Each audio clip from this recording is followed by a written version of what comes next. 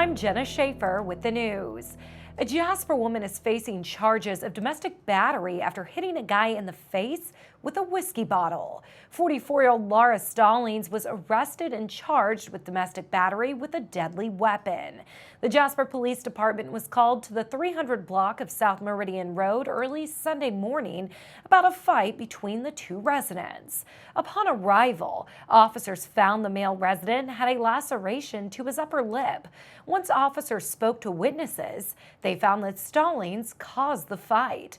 At first, Stallings was only verbal in her assault towards the man, but then she hit him in the face with a full glass whiskey bottle. The man was taken to Memorial Hospital to get treated for his injuries. The Dubois County Health Department confirmed 24 additional cases of COVID-19 over the weekend. This brings the county's total to 700 positive cases and 12 deaths. Out of these 700 positive cases, 452 have recovered. That means that they are out of isolation and are reporting as feeling well. Approximately 5,383 residents have been tested for the virus. And as always, remember to practice social distancing, wear a face mask, and wash your hands frequently with soap and water. Indiana's COVID-19 numbers have been updated. Now, as of Monday afternoon, the Indiana State Department of Health is reporting 2,838 deaths, 74,992 positive cases, and 852,111 individuals have been tested for the virus. Now, here are the numbers for our viewing area. Starting off with Dubois, we have 700 cases and 12 deaths. Pike, 56 cases. Spencer is reporting 136 cases, 3 deaths. Perry, 189 cases with 12 deaths. Martin has 45 cases. Davies has 273 cases, 20 deaths. Orange, 173 cases with 24 deaths.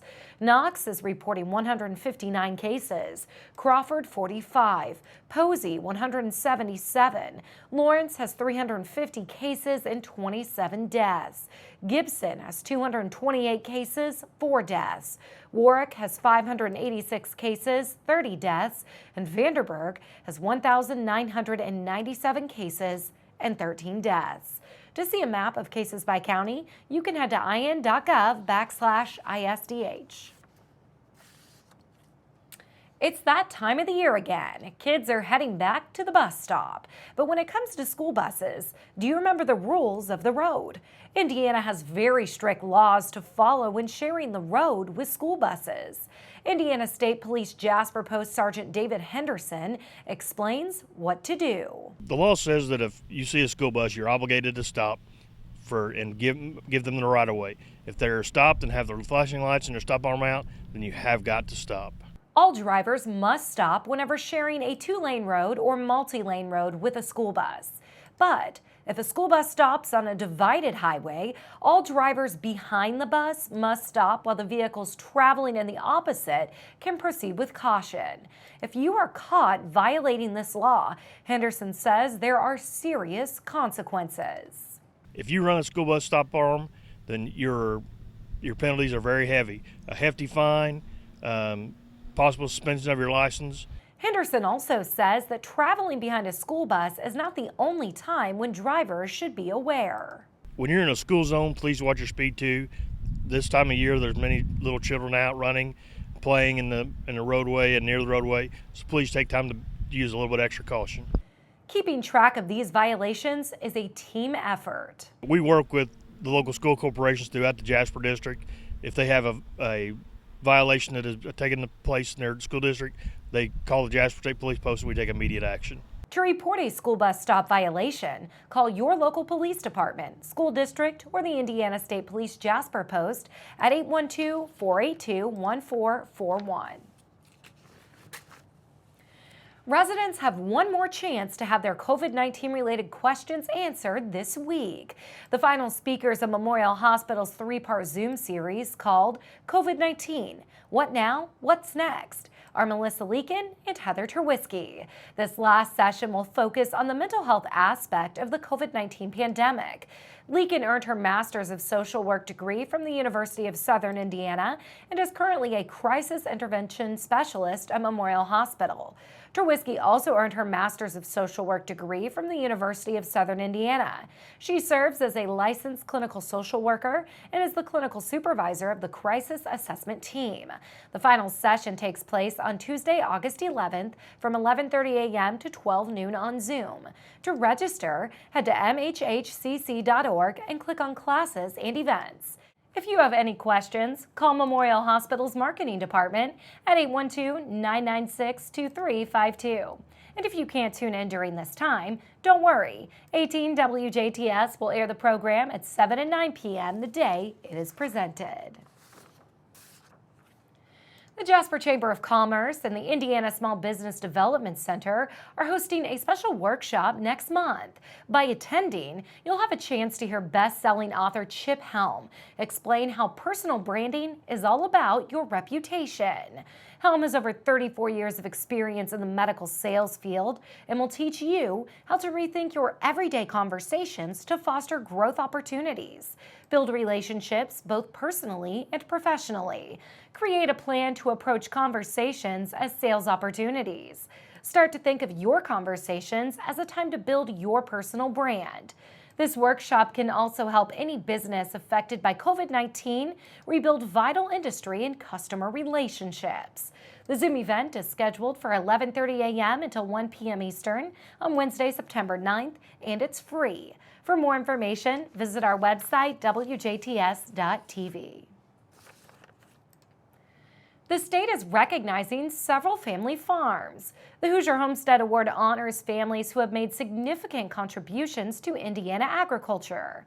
The local farms that were honored were the Daniel Dotson Oldham Farm in Spencer County, who received a Centennial Award, the Francis G. Veek II Farm in Knox County, who received an award for 150 years, the Hillsmeyer Farms in Pike County, who both received Centennial Awards, the John Jacob Roth Jr. Farm in Warwick County, who also received an award for 150 years, the Kellums Farm in Dubois County, who received a Centennial Award, a Sesquicentennial and Bicentennial Awards, the three Lynn Strott Farms in Dubois County, who all received Sesquicentennial Awards, the Louis Seifert Farm in Spencer County, who received a Centennial Award, the Schultzius Farm in Spencer County, who received a Centennial Award, the Tony Ford Schrader Farm in Gibson County, who received a Centennial Award, the Vogel Farm in Spencer County, who received a Centennial Award, and the three Wyatt Farms in Gibson County, who received Centennial and Sesquicentennial Awards. Over 5,800 family farms across the state have received the honor in the past 40 years. To be named a Hoosier Homestead, farms must be owned by the same family for at least 100 consecutive years and consist of more than 20 acres or produce more than $1,000 of agricultural products per year.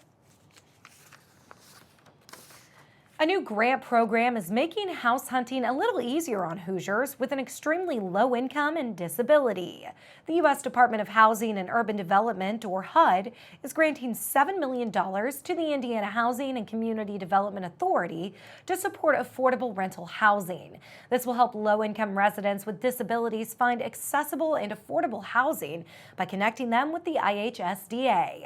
The IHSDA and the Indiana Family and Social Services Administration will work together to identify, refer, and conduct outreach to persons with disabilities who require long-term services to live independently.